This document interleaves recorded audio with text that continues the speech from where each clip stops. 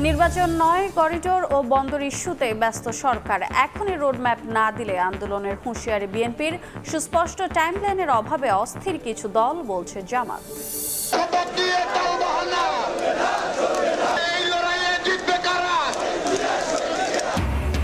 নগর ভবনে তালা দিয়ে ইশরাক সমর্থকদের বিক্ষোভ। কাল ব্লকেড কর্মসূচির ডাক। মেয়রের শপথ না পড়িয়ে কালক্ষেপণে সরকারের ভিন্ন উদ্দেশ্য দেখছেন আইনজীবীরা।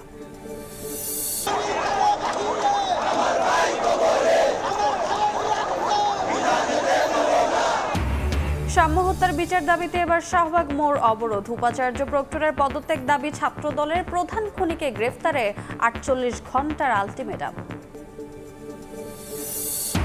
এবার শেখ হাসিনার বিরুদ্ধে অবৈধ সম্পদের অনুসন্ধান শুরু। বার্জ মাউন্টেড দুর্নীতি মামলাও সচলের উদ্যোগ দুদকের। 15 জুলাই আপিল বিভাগে হবে শুনানি। এবং একনেক বৈঠকে 2,30,000 কোটি টাকার এডিপি অনুমোদন আসছে। বাজেট হবে ছোট, ঘাটতি পূরণের নামে ঋণের বোঝা না বাড়ানোর ঘোষণা পরিকল্পনা উপদেষ্টার।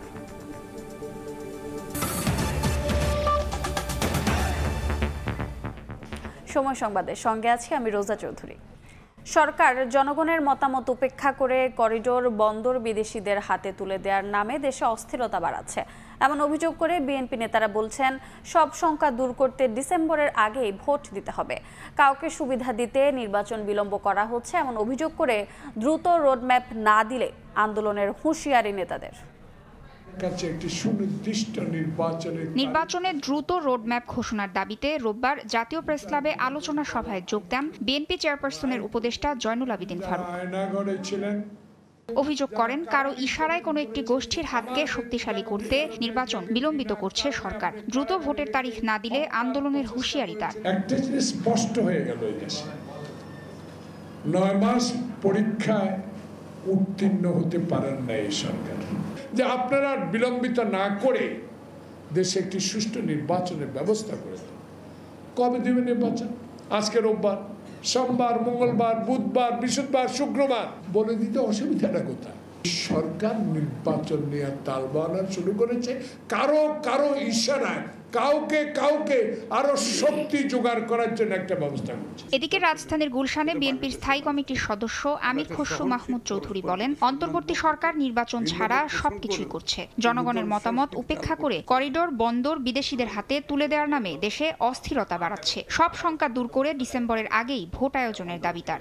ইমিডিয়েটলি রোডম্যাপ ডিক্লেয়ার করে এটা ডিসেম্বর পর্যন্ত যেতে হবে কেন? আমি তো দেখছি ডিসেম্বর পর্যন্ত যাওয়ার কোনো কারণ নাই। নির্বাচনের জন্য 3 মাসের সময় যাওয়া দরকার। এখন থেকে যদি 3 মাস দেন, 4 মাস দেন, ডিসেম্বর তো অগাস্ট, সেপ্টেম্বর, অক্টোবরে নির্বাচন হতে পারে। ডিসেম্বরে কেন যেতে হবে? যত বিলম্বিত হচ্ছে দেশের মানুষের সংখ্যা বাড়ছে এবং মানুষ সিদ্ধান্তহীনতায় ভুগছে। সরকার 3 দিন আস্থা হারাচ্ছে উল্লেখ করে আমির খসরু বলেন, এটি দুর্ভাগ্যজনক। অস্থিরতা বাড়তে থাকবে দেশকে। তাসনিয়া নিশাত মিম, সময় সংবাদ, ঢাকা। নির্বাচনের সুস্পষ্ট টাইমলাইনের অভাবে অস্থিরতায় ভুগছে বিভিন্ন রাজনৈতিক দল। জাতীয় ঐকমত্য কমিশনের সঙ্গে বৈঠকে এ মন্তব্য করেছেন জামাত ইসলামের নায়েবে আমির সৈয়দ আব্দুল্লাহ মোহাম্মদ তাহের। এ সময় কমিশনের সহসভাপতি আলী রিয়াজ বলেন, ঐকমত্য প্রতিষ্ঠায় এগিয়ে আসতে হবে রাজনৈতিক দল ও শক্তিকেও। সংস্কার ইস্যুতে ঐক্যমত্য তৈরির লক্ষ্যে 5টি সংস্কার কমিশনের গুরুত্বপূর্ণ 166টি সুপারিশ নিয়ে রাজনৈতিক দলগুলোর সঙ্গে প্রাথমিক পর্যায়ের আলোচনা করছে জাতীয় ঐক্যমত্য কমিশন। রোববার দ্বিতীয় দফায় আলোচনায় বসে জামাত ইসলামের সঙ্গে। জাতীয় সংসদের এলডি হলে আলোচনা শুরু হয় সকাল 10:30টায়। এদিন জামাতের পক্ষ থেকে নায়েবে আমির সৈয়দ আব্দুল্লাহ মোহাম্মদ তাহেরের নেতৃত্বে 11 সদস্যের প্রতিনিধি দল আলোচনায় অংশ নেন। আলোচনার শুরুতে সূচনা বক্তব্য রাখেন ঐকমত্য কমিশনের সহসভাপতি অধ্যাপক আলী রিয়াজ। তিনি বলেন, ঐকমত্য প্রতিষ্ঠার কাজ কেবল কমিশনের একার নয়, রাজনৈতিক দল, সিভিল সোসাইটি ও অন্যান্য রাজনৈতিক শক্তিকেও এগিয়ে আসতে হবে। একটি জাতীয় সনদের দিকে অগ্রসর হতে চাই এবং সেই জায়গায় আমরা প্রাথমিক পর্যায়ের আলোচনাগুলো আগামী 2-1 দিনের মধ্যে সমাপ্ত করতে পারলে আমরা দ্বিতীয় পর্যায়ের আলোচনাটা দ্রুততার সঙ্গে শুরু করব। এ সময় সৈয়দ আব্দুল্লাহ মোহাম্মদ তাহের বলেন, সাধারণ মানুষের চাহিদাকে গুরুত্ব দিয়ে সংস্কার চায় জামাত। জানান, নির্বাচনের সুস্পষ্ট টাইমলাইন না থাকায় বিভিন্ন রাজনৈতিক দলের মধ্যে অস্থিরতা দেখা যাচ্ছে। নির্বাচনের ব্যাপারে খুবই সুস্পষ্ট একটি টাইমলাইন না থাকার কারণে রাজনৈতিক দলগুলোর ভিতরেও নানা রকম অস্থিরতা কাজ করছে। আমি মনে করি এখানে খুব বেশি সময় না নিয়ে আমাদের একটি ঐক্যমতে পৌঁছানো উচিত। রাজনৈতিক দলগুলোর কাছ থেকে লিখিত মতামত নেয়ার পর ২০ মার্চ থেকে দলগুলোর সঙ্গে আলাদাভাবে আলোচনা করছে ঐকমত্য কমিশন। জামাতের সঙ্গে প্রথম দফায় আলোচনা হয় ২৬ এপ্রিল। মনির হোসাইন, সময় সংবাদ, ঢাকা। জুলাই মাসেই তৈরি হবে জুলাই সনদ, এমন লক্ষ্য নিয়ে রাজনৈতিক দলগুলোর সঙ্গে চলতি মাসের শেষ দিকে দ্বিতীয় দফায় আলোচনা শুরু করবে ঐকমত্য কমিশন, যেখানে মুখোমুখি অবস্থানে থাকা বিষয়ে হবে চূড়ান্ত সিদ্ধান্ত। কমিশনের সহসভাপতি আলী রিয়াজ বলছেন, সংস্কার নিয়ে মৌলিক কিছু বিষয়ে ভিন্নমত থাকায় আলোচনা দীর্ঘ হচ্ছে। হাসান ওয়ালির প্রতিবেদন। ২৪ উত্তাল জুলাইয়ে স্বৈরাচার শেখ হাসিনা সরকারের পতনের পর থেকেই দাবি ওঠে পুরো রাষ্ট্র কাঠামোই আমূল সংস্কারের। তারই প্রেক্ষিতে সংস্কারের লক্ষ্যে ২ ধাপে ১১টি কমিশন গঠন করে অন্তর্বর্তী সরকার।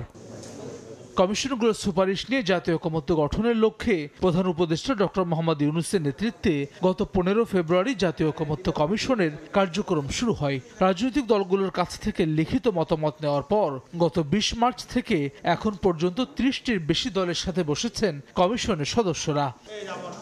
৫ সংস্কার কমিশন নিয়ে আলোচনা চললেও সংবিধান নিয়েই হচ্ছে দীর্ঘ যুক্তিতর্ক। এর মধ্যে সংবিধানের মূলনীতি, প্রধানমন্ত্রীর ক্ষমতার ভারসাম্য এবং মেয়াদ, এক ব্যক্তির একাধিক দায়িত্ব পালন, গণপরিষদ নির্বাচন ও সাংবিধানিক কাউন্সিল গঠনের মতো বিষয়গুলোতে রয়েছে রাজনৈতিক দলগুলোর বিপরীতমুখী অবস্থান। অন্যদিকে দ্বিকক্ষ বিশিষ্ট সংসদ, নারী আসন বৃদ্ধির বিষয়গুলোতে নীতিগতভাবে দলগুলো একমত হলেও বাস্তবায়নের প্রক্রিয়া নিয়ে রয়েছে ভিন্ন মত। জন আকাঙ্ক্ষা বাস্তবায়নে রাজনৈতিক দলগুলোর আন্তরিকতায় আশা দেখছেন কমিশনের সহসভাপতি। ভিন্ন মতের বিষয় নিয়ে মে মাসের শেষ নাগাদ শুরু হবে দ্বিতীয় দফার আলোচনা। 15ই মার্চ আমরা আলোচনাগুলো শুরু করেছি। তার আগে বিভিন্ন দল তাদের বক্তব্য দিয়েছেন সুপারিশগুলোর ব্যাপারে। তো বসার আগে তো মনে হচ্ছিল অনেক বিষয়ে ঐকমত্য নাই, সবাই সব রকম কথা বলে, কোথায় ঐকমত্য দেখেন। এখন তো আমরা দেখছি অনেক বিষয়ে একমত আছে। অনেক দলই যখন টেবিলে আসছেন তখন যে অবস্থায় আছেন সেখান থেকে যাবার সময় কিন্তু অনেক ক্ষেত্রে পরিবর্তন ঘটছে। অনেক রাজনৈতিক দল সংস্কার কার্যক্রমের গতি নিয়ে প্রশ্ন তুলেছেন। তবে আলী রিয়াজ বলছেন, বিচার বিভাগ সহ বেশ কিছু জায়গায় এরই মধ্যে প্রস্তাবনা বাস্তবায়ন শুরু হয়েছে। জুলাই মাসে জুলাই সনদ করার পরিকল্পনা ঐকমত্য কমিশনের। আমরা যদি জুলাই মাসের মধ্যে শেষ করতে পারি এটা, তাহলে একটা জুলাই সনদ তৈরি করা যায়। এসেনশিয়ালি একটা বিচারক নিয়োগের একটা আইনগত পদ্ধতি তৈরি করা, সেটা হয়েছে। তাহলে এটা হয়েছে। আবার যেমন ধরুন কিছু কিছু সিআরপিসিতে কিছু কিছু পরিবর্তন ঘটেছে, সেগুলি অধ্যাদেশ দিয়ে করা হয়েছে। রাষ্ট্রবিজ্ঞানের অধ্যাপক সাব্বির আহমেদ মনে করেন, আধিপত্য নষ্ট হয় এমন সংস্কার রাজনৈতিক দলগুলো চায় না। ফলে ঐকমত্য তৈরিতে বেগ পেতে হচ্ছে কমিশনকে। প্রত্যেকের মোটিভেশন হলো দলের স্বার্থ, জাতীয় স্বার্থ। এখন পর্যন্ত আমার কাছে মনে হয়নি যে জাতীয় স্বার্থে কোনো রাজনৈতিক দল তার দলের সীমাবদ্ধতার উপরে উঠতে পারছে। এখনও মনে হচ্ছে না যে বাংলাদেশের রাজনৈতিক দলগুলো ওই জায়গাতে যতটুকু সম্মত হয়, কনসেনসাস আসে, ওইটুকু করাই বেটার।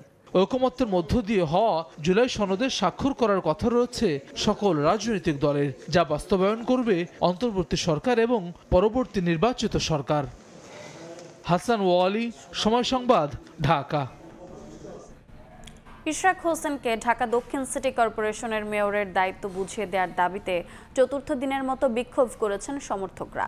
নগর ভবনের গেটে তালা ঝুলিয়ে দেন তারা, এতে বন্ধ হয়ে যায় সেবা কার্যক্রম। দাবি আদায়ে কাল নগর ভবনের সামনে ব্লকেড কর্মসূচির ডাক দিয়েছেন ইশরাক সমর্থকরা। দক্ষিণ সিটি কর্পোরেশনের নগর ভবনে ঝুলছে তালা, তাতে কি আর প্রয়োজন থেমে থাকে? জন্ম নিবন্ধনের প্রয়োজনীয় কাগজ নিয়ে 2 দিন ধরে ঘুরছেন আদনান মাসুম, তবে ব্যর্থ তার এই প্রচেষ্টা। আজকে শেষ ডেট ছিল, আজকেও বন্ধ, তখন বলতেছে যেদিন খুলবে ওই দিন গিয়া কাগজপত্র দিতে। মাসুমের মতো অনেকেই রোববার এসেছেন নগর ভবনে, কেউ হোল্ডিং ট্যাক্স দিতে, কেউ আবার ইজারার টাকা পরিশোধে। তবে সবার অবস্থা একই। গভর্নমেন্ট যেহেতু এগুলো দেখতেছে, তো অবশ্যই গভর্নমেন্ট তো না দেখে নাই কিছু। আর যেহেতু হাইকোর্ট থেকে একটা রায় হয়ে গেছে, এটা একটা বিহিত করে দেখ, তাহলে তো হয়ে যায়।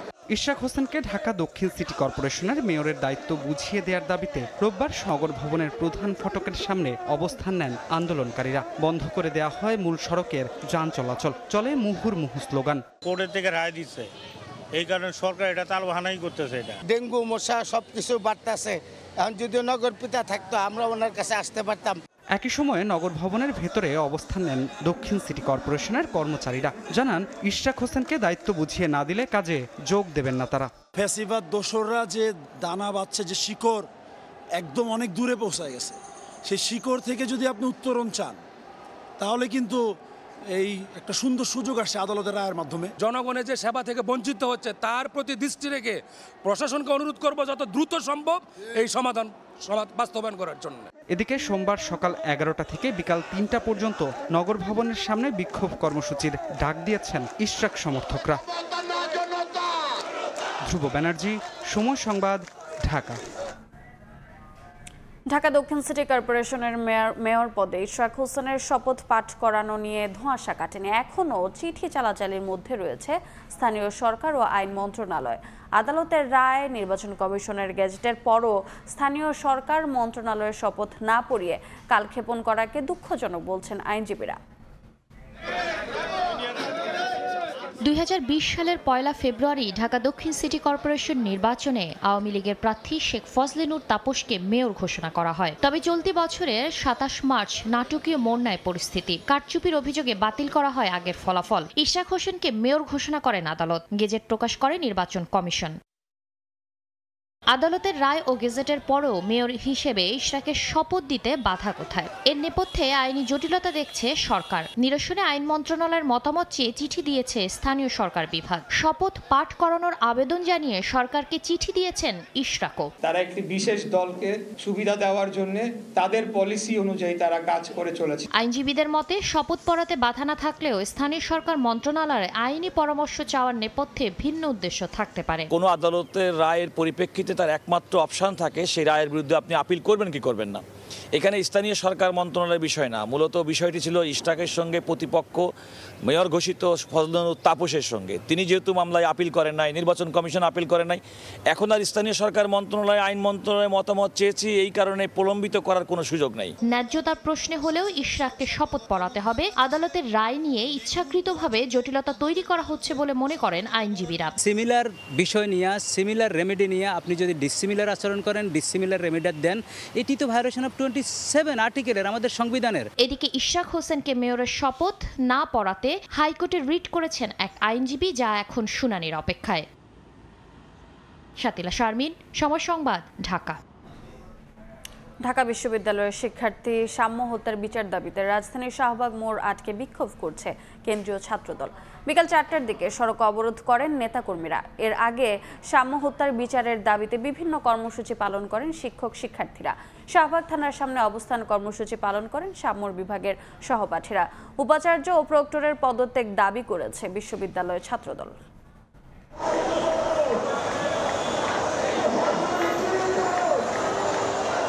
ঢাকা বিশ্ববিদ্যালয়ের শিক্ষার্থী শাহরিয়ার আলম সাম্য হত্যার বিচারের দাবিতে স্লোগানে স্লোগানে প্রকম্পিত শাহবাগ। রোববার বিকেল 4টার দিকে সড়ক অবরোধ করে জাতীয়তাবাদী ছাত্রদল। ঘটনার সুষ্ঠু তদন্ত দাবি করেন নেতাকর্মীরা। বলেন, সাম্য হত্যাকাণ্ডের দায় এড়াতে পারে না বিশ্ববিদ্যালয় প্রশাসন। যাদের দায়ের অবহেলা আছে, যাদের দায়িত্বের অবহেলা আছে, তাদের জবাবদিহিতার ব্যবস্থা করা হোক। এই প্রক্টর, এই প্রশাসন, এই বিসির পদত্যাগ না হওয়া পর্যন্ত বাংলাদেশ জাতীয়তাবাদী ছাত্রদল অবশ্যই রাজপথে অবস্থান করবে। এই সন্ত্রাসীদের বিরুদ্ধে, এর আগে সকালে রাজু ভাস্কর্যের সামনে প্রতিবাদ সমাবেশ করেন সাম্যর সহপাঠী ও শিক্ষকরা। আলটিমেটামের 48 ঘন্টা পার হলেও প্রধান আসামি গ্রেফতার না হওয়ায় ক্ষোভ জানান সহপাঠী ও পরিবারের সদস্যরা। আমাদের সাম্য হত্যা হয়েছে, তার বিচার চাই। আমার ভাই মারা গেছে, আমরা ভাইকে ফিরে পাবো না, কিন্তু আমরা এটাও নিশ্চিত চাই যে খুনি যাতে তার সর্বাত্মক শাস্তি নিশ্চিত হয়। আমরা চাই ঢাকা বিশ্ববিদ্যালয় হবে আর না হোক, প্রশাসনের টনক নড়ুক। সংহতি জানাতে উপস্থিত হন বিশ্ববিদ্যালয়ের উপাচার্য ও প্রক্টর। ন্যায় বিচারের জন্য সবাইকে এক হওয়ার আহ্বান জানান তিনি। সমস্ত রাজনৈতিক দলাদলির ঊর্ধ্বে উঠে এটি ন্যায় বিচারের স্বার্থে আমাদের ঐক্যবদ্ধ সংহতি প্রয়োজন। পরে মিছিল নিয়ে শাহবাগ থানার সামনে অবস্থান কর্মসূচি পালন করেন শিক্ষা ও গবেষণা ইনস্টিটিউটের শিক্ষক শিক্ষার্থীরা।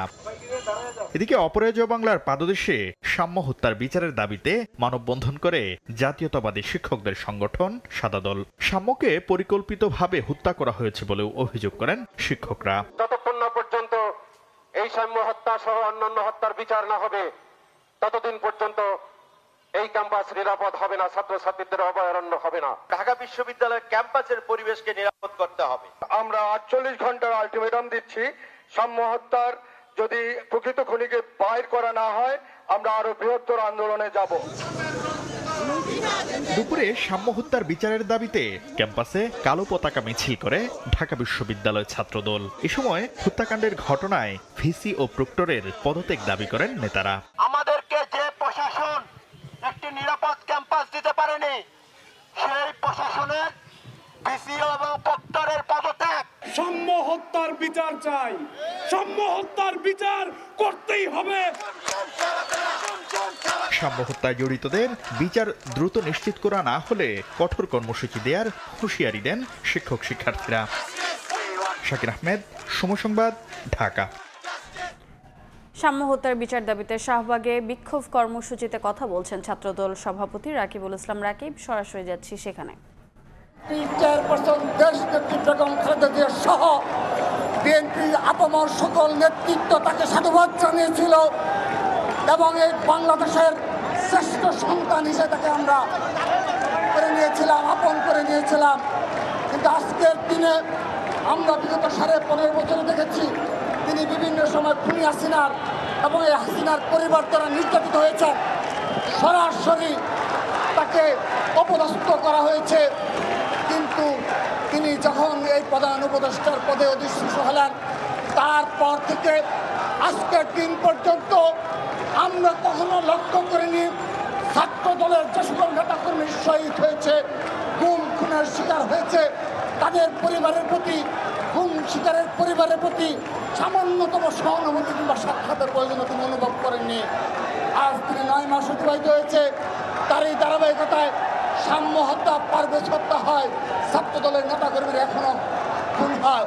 কিন্তু এই সরকারের শীর্ষ পর্যায়ে থেকে কোনো বক্তব্য কিংবা সদিচ্ছার লক্ষ্য করে নিয়ে আমরা স্পষ্ট ভাষায় বলে দিতে চাই, যদি ছাত্র দল মনে করে এই শাহবাগ চত্বর থেকে এই যমুনায় আমরা পদযাত্রা শুরু করি, এই পদযাত্রা রোখার ক্ষমতার কারণে আমরা স্পষ্টভাবে বলে দিতে চাই, যদি তাদের এই ধরনের ষড়যন্ত্রমূলক এবং সদিচ্ছার অভাব আগামীতে লক্ষ্য করে তাহলে স্পষ্ট ভাষায় বলে দিতে চাই ছাত্র দলের যাত্রা হবে যমুনায় এবং আমরা আমাদের দাবি দেওয়া আদায় করে বাসায় ফিরবো। আমরা যতক্ষণ চাইব ততক্ষণ যমুনা অবরোধ করে রাখবো। এই জন্যে আমরা তার এই ভুল ত্রুটি থেকে এবং বিশেষ করে বিগত 9 মাসে খুনের শিকার, হত্যার শিকার পরিবারগুলোর সাথে তার সাক্ষাৎ করে সহানুভূতি এবং এ রাষ্ট্রের যে করণীয় রয়েছে, দায় রয়েছে, যার কারণে এই খুনি হাসিনা ফ্যাসিস্টের পতনের প্রেক্ষাপট তৈরি হয়েছিল, সেই বিষয়গুলো তিনি স্মরণে রেখে তাদের প্রতি সহানুভূতিশীল আচরণ করবেন। ছাত্র দলের প্রতি সহমর্মিতা থাকতে হবে। আজকের এই প্রতিবাদ সমাবেশ থেকে আমি সেই দাবি তার নিকট জানাচ্ছি। সেই সরাসরি যুক্ত ছিলাম শাহবাগে। পলিটেকনিক ইনস্টিটিউটের ক্রাফট ইনস্ট্রাক্টরদের পদোন্নতি মামলার রায়ের স্থগিতাদেশ বহাল থাকায় ক্ষুব্ধ শিক্ষার্থীরা। দুপুরে শুনানি শেষে স্থগিতাদেশ বহাল রাখেন হাইকোর্ট। এর আগে সকাল থেকেই মামলার রায় বাতিলের দাবিতে হাইকোর্টের সামনে অবস্থান কর্মসূচি পালন করেন সরকারি বেসরকারি পলিটেকনিকের শতাধিক শিক্ষার্থী।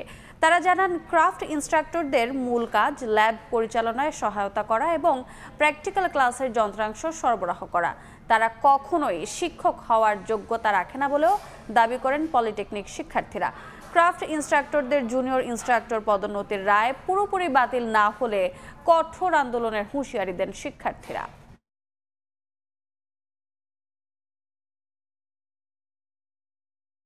ক্রাফট ইনস্ট্রাক্টররা আমাদের সিস্টেমকে বারবার ধ্বংসের জন্য কাজ করে যাচ্ছে। তাদের স্থায়ী কোনো সমস্যা কিংবা সমস্যার সমাধান আমরা এ পর্যন্ত দেখতে পাইনি। তারা এই সেক্টরের শুধুমাত্র একটি পদের জন্য আজকে আমাদের শিক্ষকদের পদের নিয়োগও বন্ধ করে দিয়েছে। পূর্বে যে ফ্যাসিস্ট যারা নিয়োগপ্রাপ্ত হয়েছে তাদের ইন্ধনে এই সেক্টরকে ধ্বংসের পায় তারা আবার করছে কিনা এই বিষয়ে সন্দেহ বারবার আমাদের মধ্যে জেগে ওঠে। ডিপ্লোমা সনদকে ডিগ্রি পাস কোর্স সমমান করার দাবিতে আবারও রাজপথে সারা দেশের নার্সিং শিক্ষার্থীরা 6 দফা আদায়ে আন্দোলন চালিয়ে যাওয়ার হুঁশিয়ারি দিয়েছেন তারা। এদিকে রাজশাহীতে বিএসসি ইন নার্সিং ও ডিপ্লোমা ইন নার্সিং শিক্ষার্থীদের মধ্যে সংঘর্ষে জড়িতদের বিচার দাবি করেছেন শিক্ষার্থীরা। রোববার সকালে রংপুর মেডিকেল কলেজ হাসপাতালে নার্সিং স্টেশন অবরুদ্ধ করে আন্দোলন শুরু করেন শিক্ষার্থীরা। এতে রংপুর ও আশেপাশে ডিপ্লোমা নার্সিং কলেজের শিক্ষার্থীরাও যোগ দেন। শিক্ষার্থীরা বলেন, এইচএসসি পাশের পর 3 বছর মেয়াদী ডিপ্লোমা নার্সিং কোর্স শেষে ইন্টার্নি ও লাইসেন্স পরীক্ষা সহ প্রায় 4 বছর লেগে যায়। এরপর পড়াশোনা শেষ হলে দেওয়া হয় এইচএসসি সমমান সার্টিফিকেট। তাই ডিপ্লোমা নার্সদের ডিগ্রি পাস কোর্স সমমান সার্টিফিকেট দেওয়ার দাবি জানান তারা। 3.5 বছর আমরা পড়াশোনা করার পর সবশেষ আমাদের রেজাল্ট কি, আমরা এইচএসসি সমমান সার্টিফিকেট পাই। রাজশাহী নার্সিং কলেজ প্রাঙ্গণে ঘণ্টাব্যাপী মানববন্ধনে অংশ নেন বিএসসি নার্সিং এর শিক্ষার্থীরা। সম্প্রতি বিএসসি ইন নার্সিং ও ডিপ্লোমা ইন নার্সিং এর শিক্ষার্থীদের মধ্যে সংঘর্ষে 10 জন আহত হয়। এই ঘটনায় জড়িতদের চাকরিচ্যুত ও আজীবন নিষিদ্ধ করার দাবি জানান শিক্ষার্থীরা। আমাদের বিরুদ্ধে যারা আন্দোলন করছে, যারা আমাদের উপর হামলা করছে, তাদেরকে অতি দ্রুত শাস্তির আওতায় আনতে হবে। আমাদের মারধর করছে, তাদের অতি দ্রুত এখান থেকে অপসারণ করতে হবে। বাইরে যারা ইন্ধন দিয়েছে তাদেরকে চাকরিচ্যুত করতে হবে, এখান থেকে অপসারণ করতে হবে। এছাড়া 6 দফা দাবিতে ময়মনসিংহে অবস্থান ও বিক্ষোভ কর্মসূচি পালন করেছেন পলিটেকনিক ইনস্টিটিউটের শিক্ষার্থীরা। কনক আজাদ, সময় সংবাদ। সময় সংবাদে আরও থাকছে, ভারতের পশ্চিম ঠেকাতে সীমান্তে নিরাপত্তা জোরদার, সুন্দরবন ঘেঁষা জলসীমা স্পিড বোটে রাত দিন টহলে বিজিবি, জলদস্যু মাদক ও মানব পাচার ঠেকাতেও তৎপর।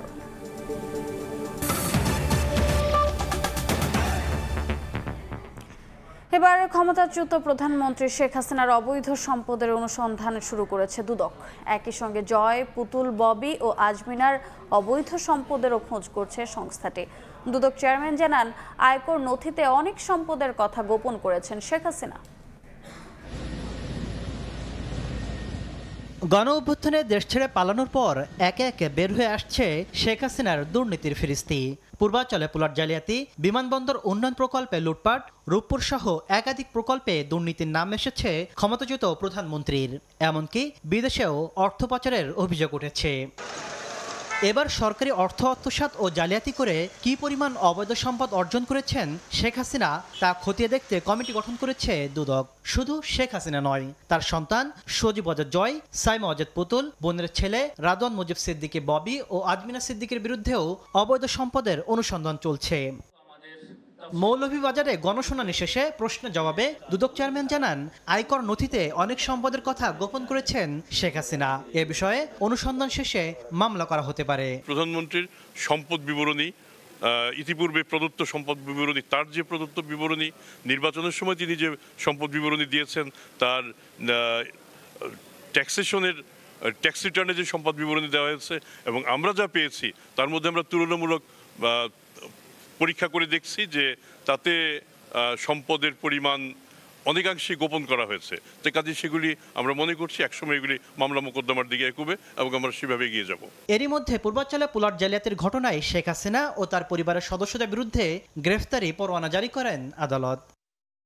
তাসলিম তৌহিদ, সময় সংবাদ, ঢাকা। এদিকে শেখ হাসিনার বিরুদ্ধে বার্জ মাউন্টেড দুর্নীতি মামলা সচলের উদ্যোগ নিয়েছে দুদক। এ বিষয়ে শুনানির জন্য 15 জুলাই দিন ধার্য করেছেন আপিল বিভাগ। দুদকের আবেদনের প্রেক্ষিতে বিচারপতি আশফাকুল ইসলামের সমন্বয়ে গঠিত 6 সদস্যের বেঞ্চ শুনানির এদিন ধার্য করেন।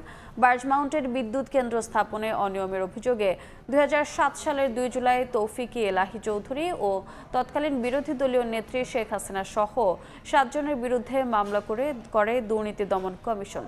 2008 সালের 3 মার্চ ওই মামলার কার্যক্রম কেন অবৈধ ঘোষণা করা হবে না মর্মে রুল জারি করেন হাইকোর্ট। একই সঙ্গে নিম্ন আদালতে মামলার কার্যক্রম স্থগিত করা হয়। চূড়ান্ত শুনানি শেষে 2010 সালের 13 এপ্রিল মামলাটিকেই অবৈধ ঘোষণা করে রায় দেন উচ্চ আদালত। এ রায়ের বিরুদ্ধে 15 বছর পর আপিল করে দুর্নীতি দমন কমিশন। জুলাই হত্যা চেষ্টার মামলায় অভিনেত্রী নুসরাত ফারিয়াকে গ্রেফতার করেছে পুলিশ। দুপুরে বাংলাদেশ বিমানের একটি ফ্লাইটে থাইল্যান্ড যাওয়ার সময় হযরত শাহজালাল আন্তর্জাতিক বিমানবন্দর থেকে তাকে গ্রেফতার করা হয়। পরে ইমিগ্রেশন পুলিশ তাকে ভাটারা থানায় হস্তান্তর করে। পুলিশ জানায় নুসরাতের বিরুদ্ধে ভাটারা থানার হত্যা চেষ্টা মামলায় গ্রেফতারি পরোয়ানা ছিল। 2024 সালে বৈষম্য বিরোধী আন্দোলন চলাকালীন তাকে হত্যা চেষ্টা মামলার আসামি করা হয়।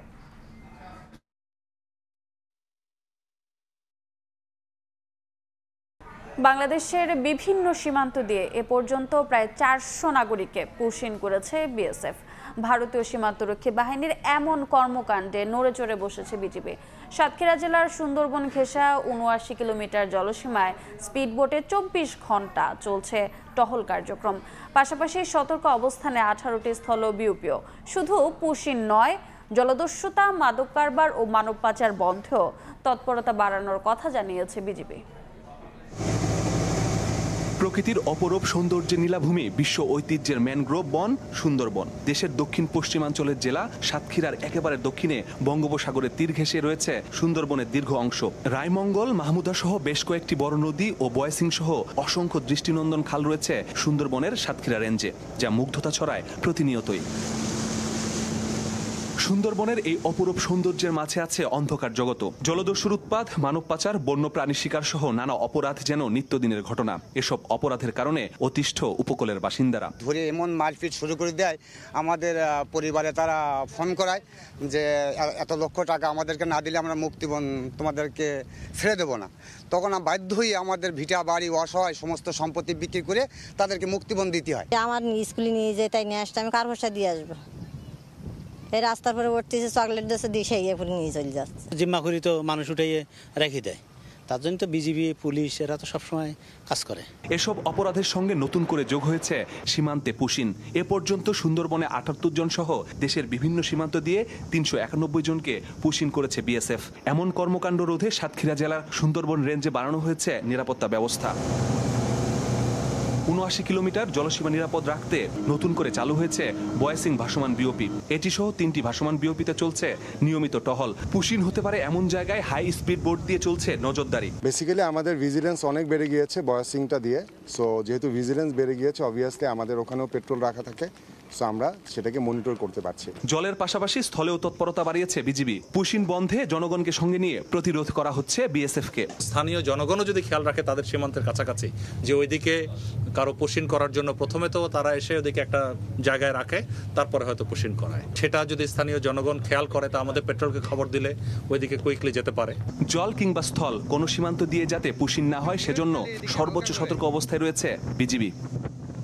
বাংলাদেশ ও ভারতের মধ্যে 79 কিলোমিটারের জলসীমান্তে মাদক পাচার, নারী পাচার, শিশু পাচার, বনদস্যু, জলদস্যু সহ বিভিন্ন অপরাধ ঠেকাতে বয়সিং ভাসমান বিওপি সহ 3টি বিওপি স্থাপন করেছে বিজিবি।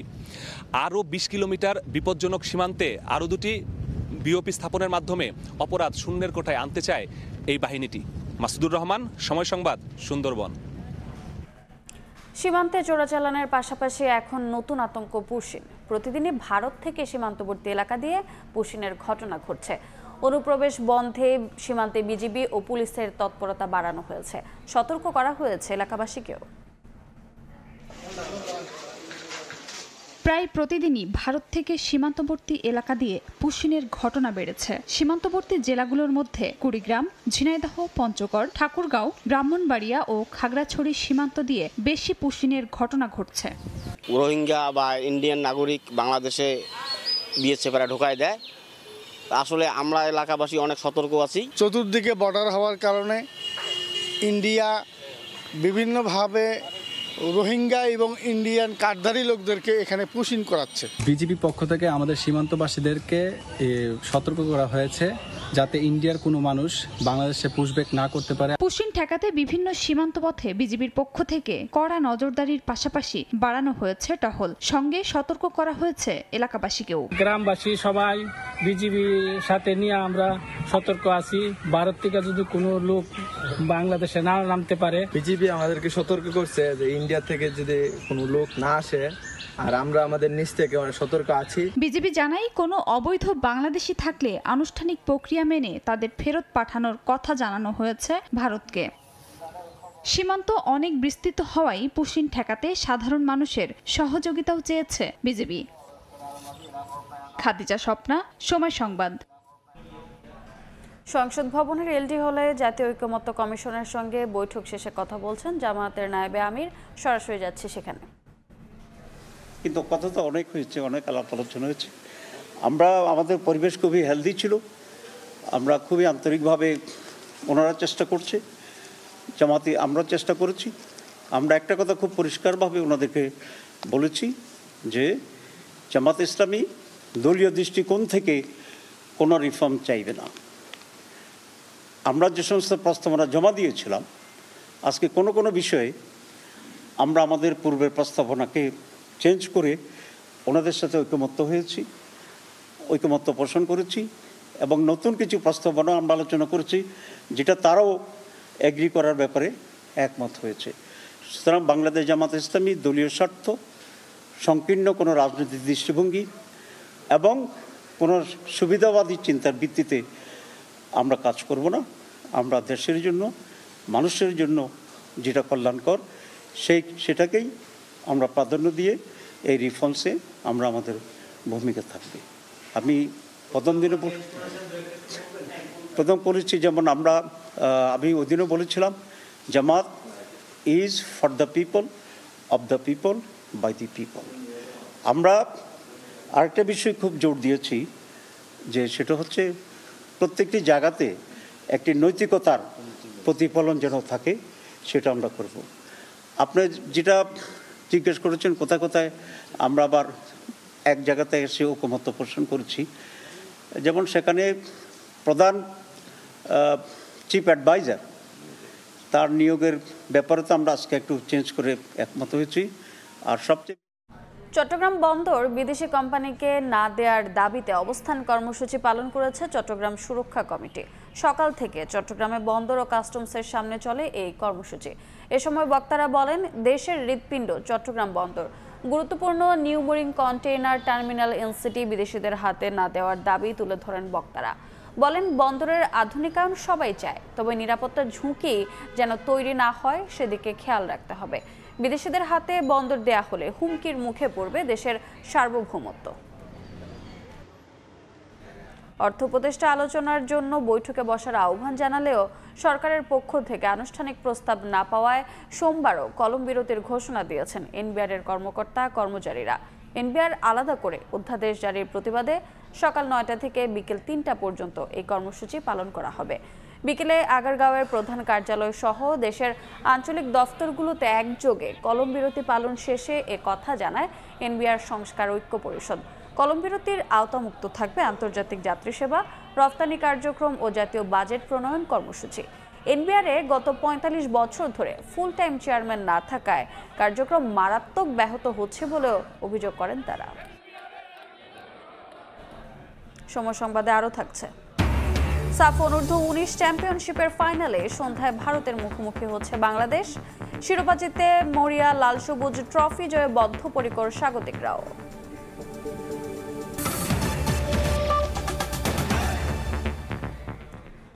নতুন অর্থ বছরে উন্নয়ন কাজে ২,৩০,০০০ কোটি টাকা খরচ করবে সরকার। দুপুরে একনেক বৈঠকে ২০২৫-২৬ অর্থ বছরের এডিপির অনুমোদন দেওয়া হয়েছে।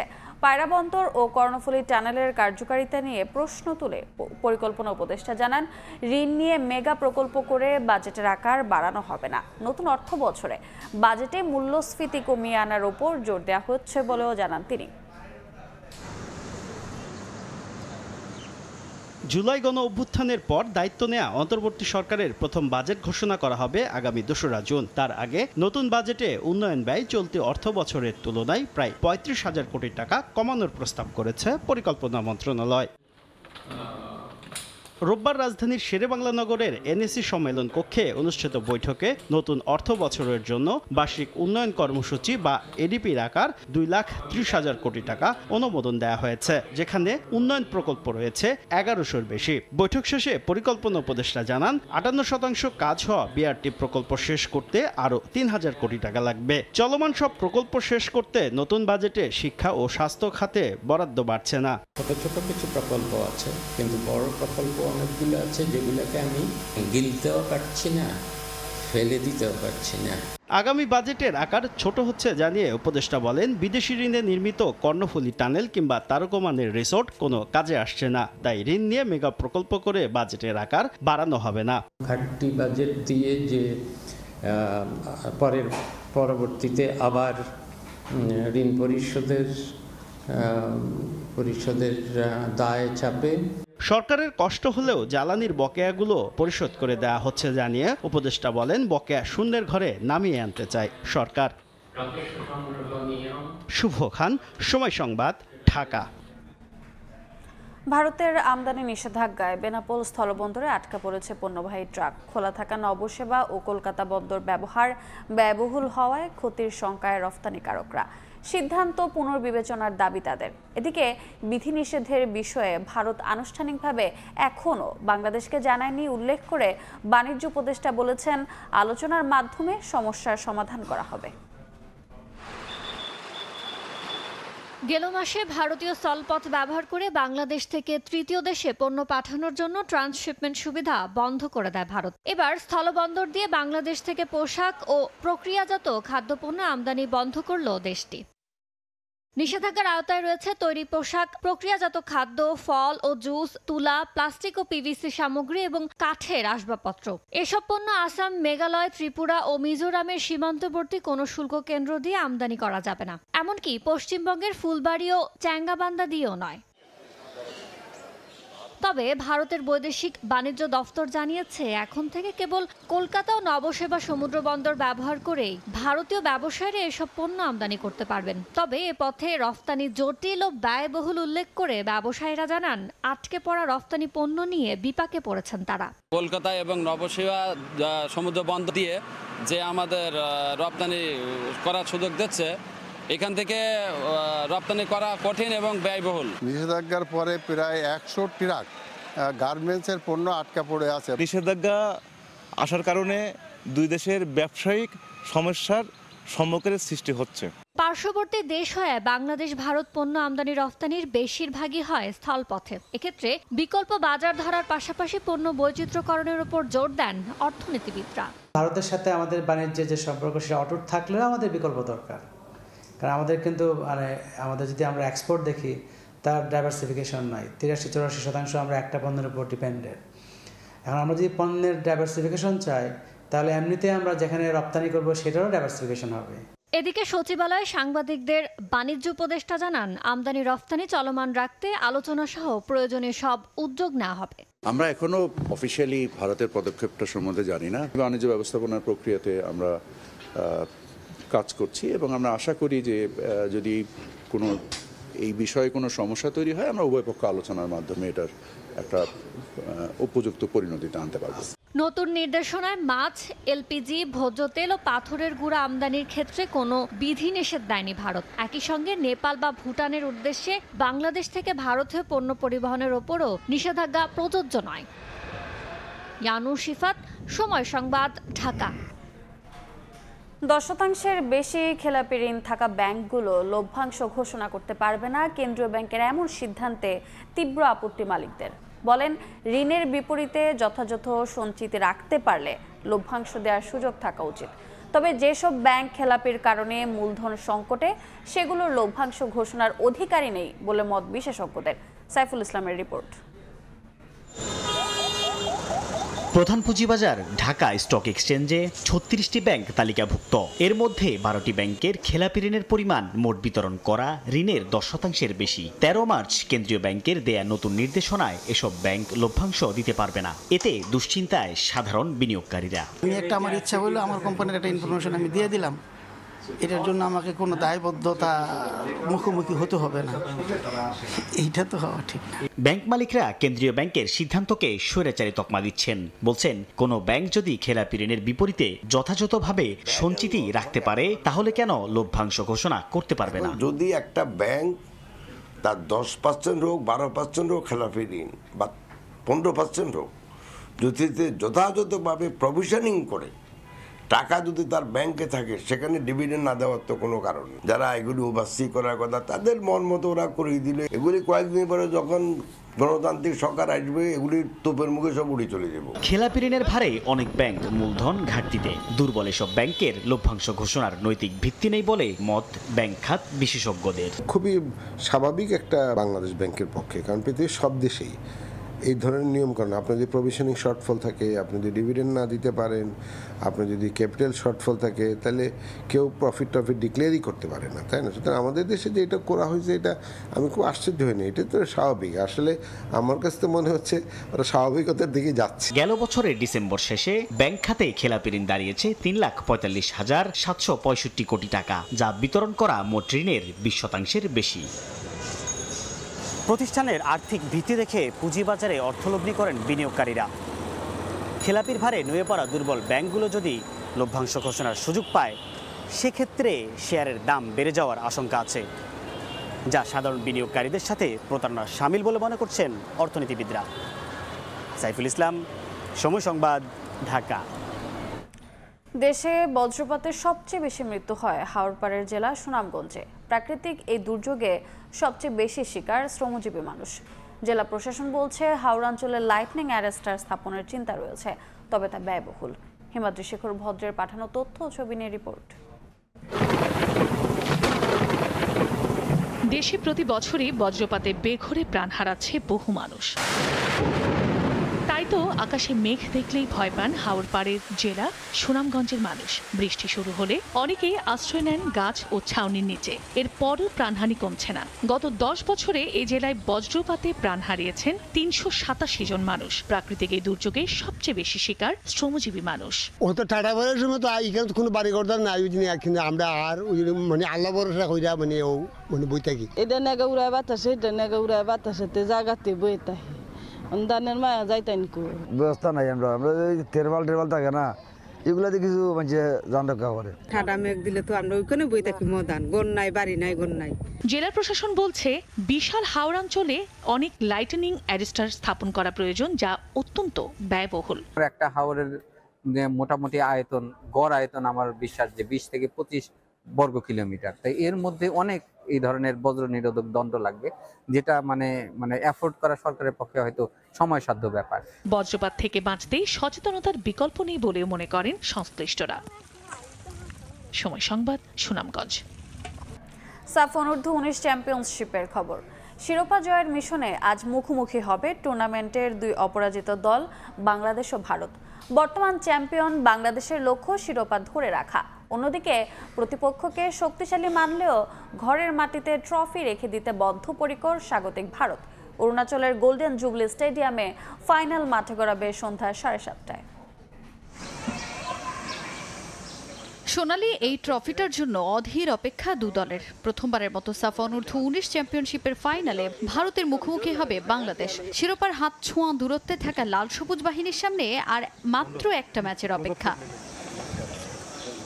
কোনো ম্যাচ না হেরেই শিরোপার মঞ্চে গোলাম রব্বানী ছোটনের দল, যেটা আত্মবিশ্বাস জোগালেও সাবধানী লাল সবুজ বাহিনী। সাম্প্রতিক সময়ে বাংলাদেশ ভারত ম্যাচ মানেই বাড়তি উত্তাপ। স্বাগতিকদের শক্তিশালী মানলেও শিরোপা জয়ের মিশনে কোনো রকম ভুল করতে চায় না ফয়সালরা। ইন্ডিয়া ভালো টিম, এটা আমরা সবসময় রেসপেক্ট করি, বাট আমরা এসেছি আমাদের লক্ষ্য পূরণ করার জন্য।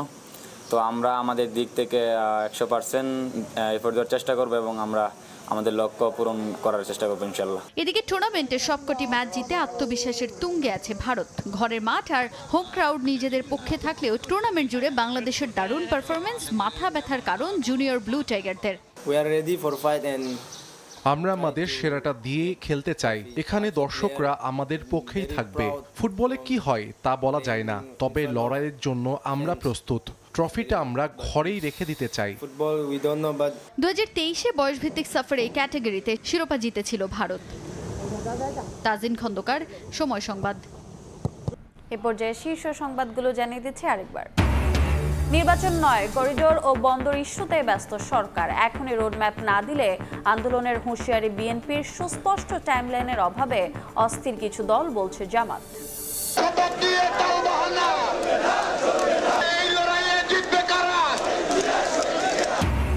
নগর ভবনে তালা দিয়ে ইশরাক সমর্থকদের বিক্ষোভ। কাল ব্লকেড কর্মসূচির ডাক, মেয়রের শপথ না পড়িয়ে কালক্ষেপণে সরকারের ভিন্ন উদ্দেশ্য দেখছেন আইনজীবীরা।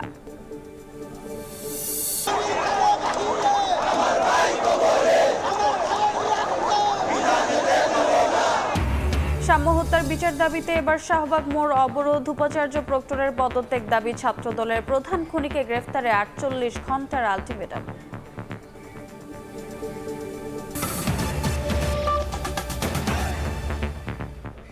এ ছিল সময় সংবাদে, সঙ্গে থাকুন সময়ের।